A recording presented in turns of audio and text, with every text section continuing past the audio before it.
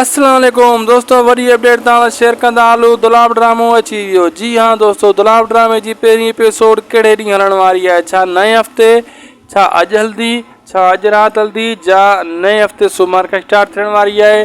कहिड़े टाइम, कहिड़े वक़्तु, प्रोमो कहिड़े टाइम अचण वारो आहे? सॼी अपडेट तव्हांखे ॾियूं था हिन नंढड़े वीडियो में दोस्तों। इनखे आख़िर ताईं जितां न ॾिसंदा तव्हां वीडियो अपडेट सॼी मिस थी वेंदी दोस्तों। ही साम्हूं शूटिंग तव्हां ॾिसी रहिया आहियो। माशाअल्लाह दुलाब ड्रामे जी ॿिए स्पेल जी ज़बरदस्त धमाके सां शूटिंग हली रही आहे, जंहिंमें सभु अदाकार पंहिंजा अदाकारीअ जोर ॾेखारिया आहिनि, जंहिंमें इम्तियाज़ बलोच, फज़ल मलिक, रजू साहब ऐं काफ़ी ॿिया यासिन बुज़दार सुठा अदाकार पंहिंजे मीरपुर मां थेलो सुठी लोकेशन ते सुठी अदाकारी ऐं सुठे ड्रामे जी जेको आहे शूटिंग करे रहिया आहिनि। माशाअल्लाह दोस्तों, हीअ वीडियो क्लिप तव्हां ॾिठो, पिक्चर ॾिठा तमामु जल्द दोस्तों। इहो स्पेल बि मुकमिल थियण वारो आहे। पोइ टें स्पेल जी तयारी थींदी। जीअं ॿ स्पेल पूरा थींदा तीअं ई पुरमे दुलाब जो पहिरियों एपिसोड हली वेंदो, पुरमो बि अची वेंदो। बसि हाणे हफ़्तो ॾेढ तव्हांखे इंतज़ारु करिणो थी सघे थो, 3 ॾींहं थी सघे थो, नओं हफ़्तो जेको अचण वारो आहे इन में ई मथां एपिसोड हले।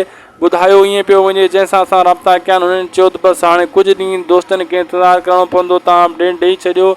बसि कुझु ॾींहं इंतज़ारु करिणो आहे। इंशाअल्लाह अपडेट तव्हांजे साम्हूं, ड्रामो तव्हांजे साम्हूं हूंदो।